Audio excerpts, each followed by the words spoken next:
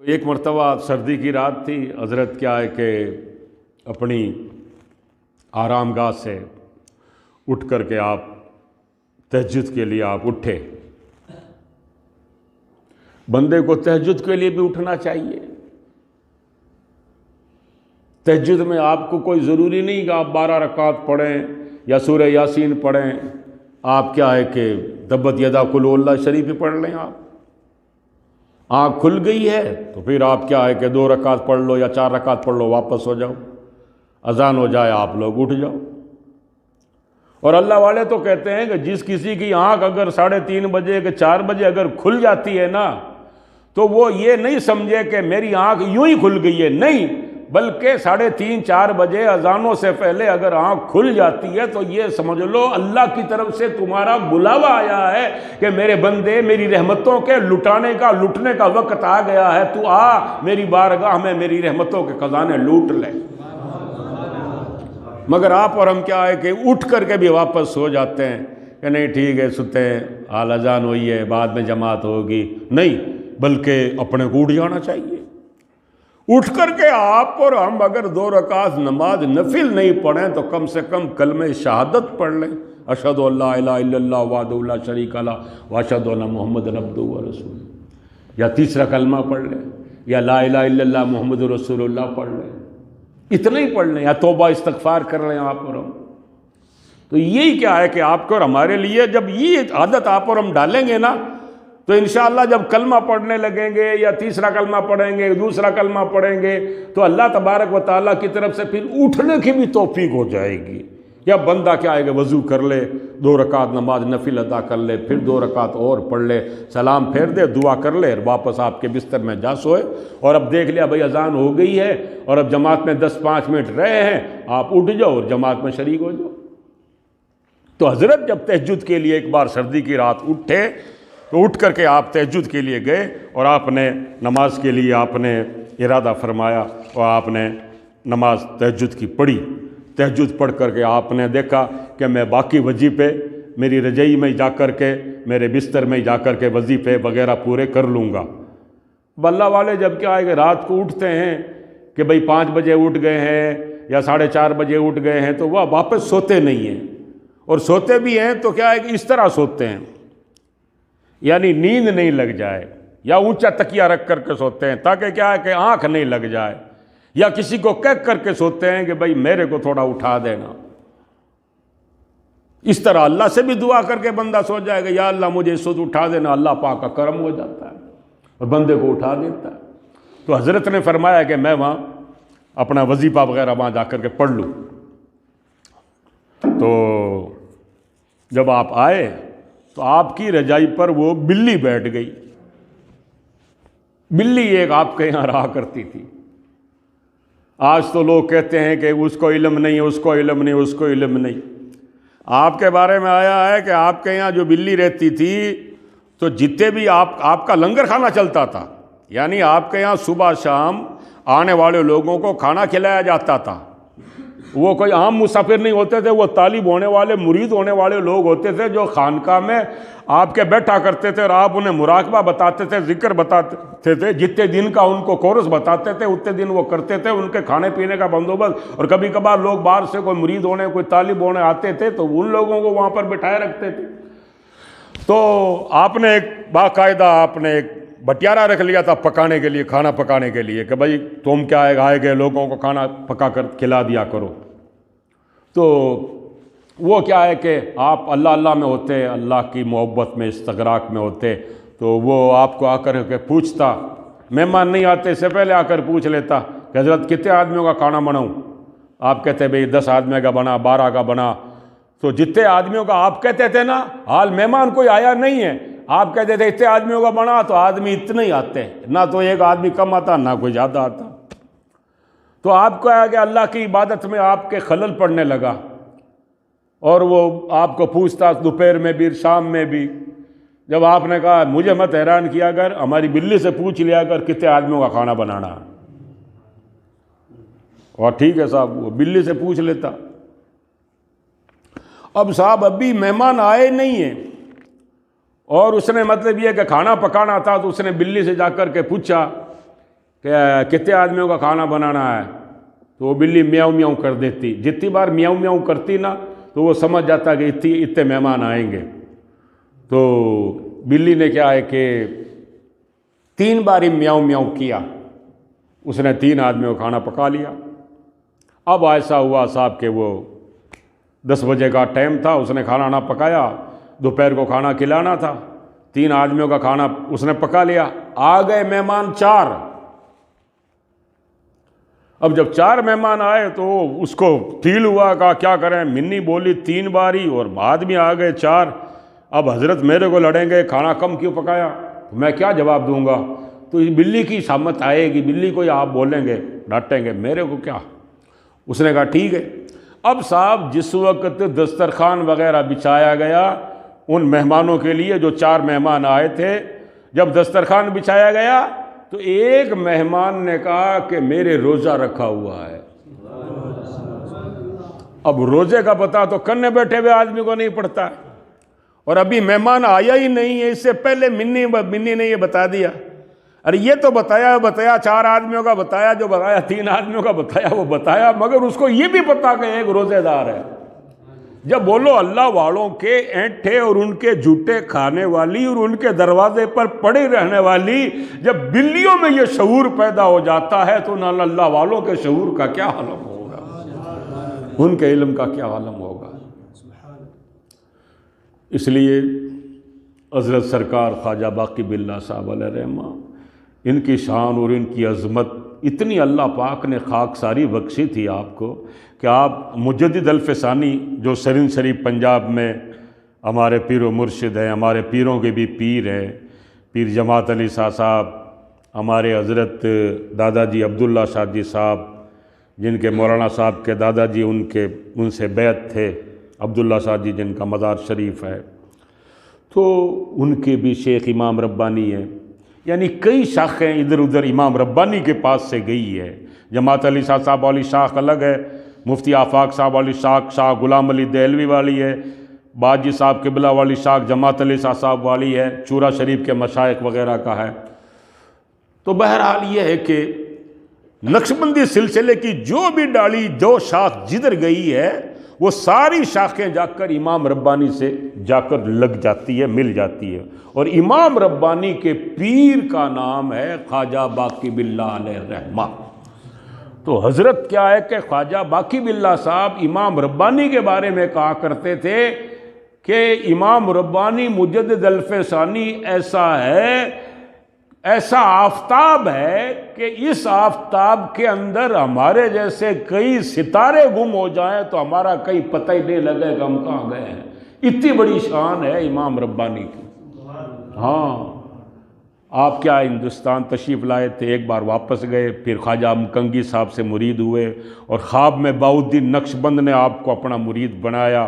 خواجہ امکنگی صاحب نے آپ کو جاگتے میں بٹھا کر کے آپ کو مرید بھی کیا، آپ کو خلافت بھی دی اور کئی دن اپنے پاس رکھا. پھر خواجہ امکنگی رحمۃ اللہ علیہ نے آپ کو فرمایا کہ آپ ہندوستان چلے جاؤ. جب آپ نے کہا کہ میں ہندوستان والوں کی بولی جانتا نہیں ہوں، میرے کو وہاں پر میں وہاں کیا کروں گا، کیسے ہوگا، آپ نے کہا آپ کو ہندوستان جانا ہے، وہاں پر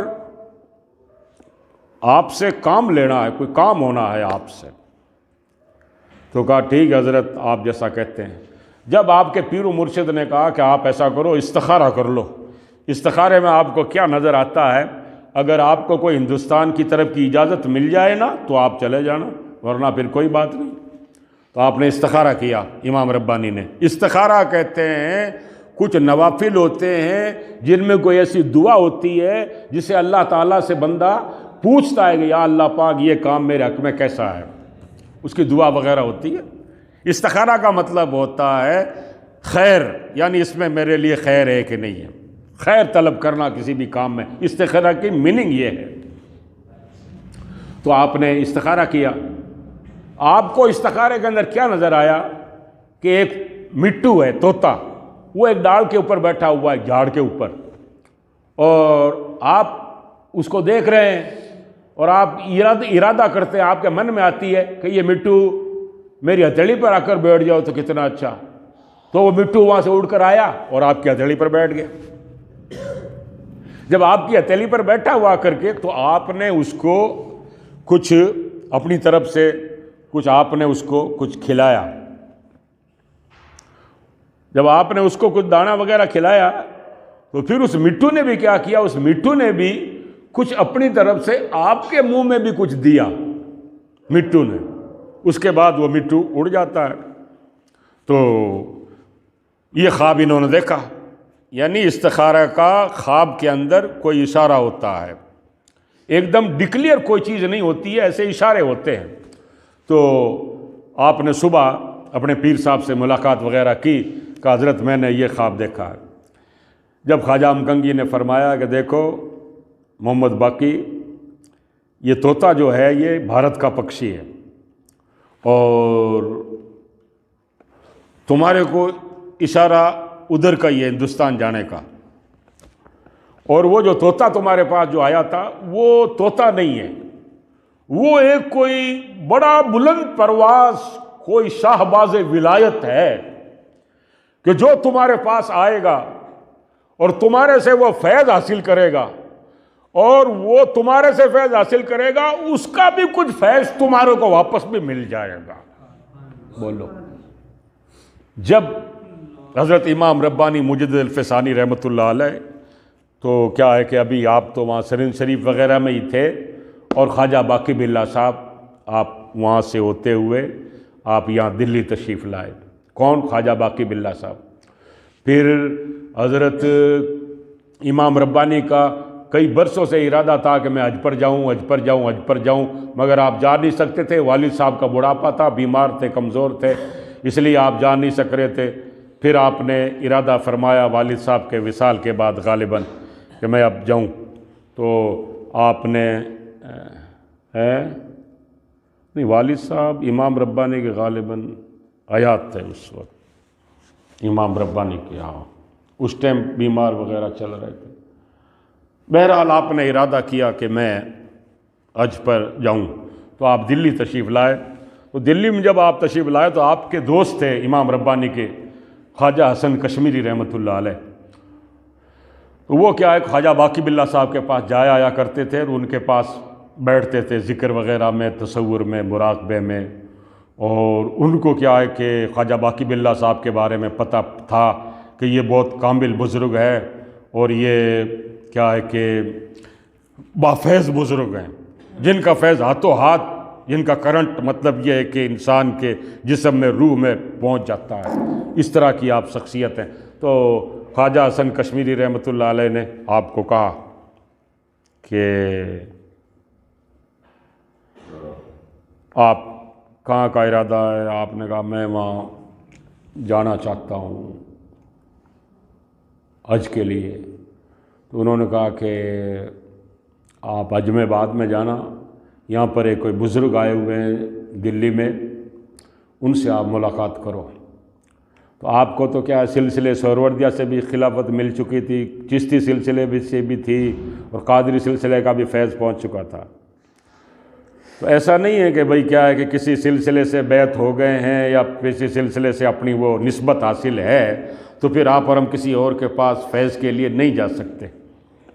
تو امام ربانی مجدد الفسانی رحمۃ اللہ علیہ کو خواجہ حسن کشمیری رحمۃ اللہ علیہ وہاں لے گئے۔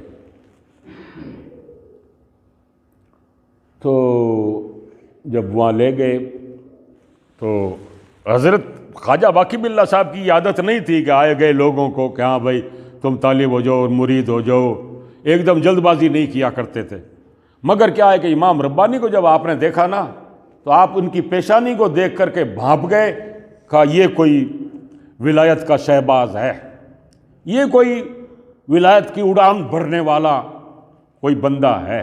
آپ پہچان گئے کہ یہ ہے کوئی۔ اس لیے حضرت امام ربانی سے آپ نے فرمایا کہ آپ کہاں کا ارادہ ہے؟ انہوں نے کہا میرا حج کا ارادہ ہے۔ کہا ٹھیک ہے، اچھا مبارک آپ کا سفر ہے، بڑی اچھی بات ہے، مگر 8-10 دن فقیر کے پاس بھی آپ یہیں رہ جاؤ۔ تو آپ نے کہا ٹھیک ہے، میں 8 دن 10 دن یہاں رہ جاؤں گا۔ اس کے بعد جب وہاں رہے اور وہاں اپنے نقشبندی نسبت آپ سے حاصل کی تو بتاتے ہیں کہ آپ نے 2.5-3 مہینے وہاں گزار دیے امام ربانی مجد الفسانی رحمۃ اللہ علیہ نے، اور آپ نے وہ فیض حاصل کیا، آپ سے وہ فیض حاصل کیا کہ حضرت باقی باللہ صاحب کے 3-4 خلیفہ ہیں، خواجہ اسام الدین صاحب ہیں، خواجہ باقی باللہ صاحب ہیں، ایک تاج الدین سنبھلی ہیں، اور عبدالحق محدث دہلوی رحمۃ اللہ علیہ، یہ بھی آپ کے خلفاء میں شامل ہیں۔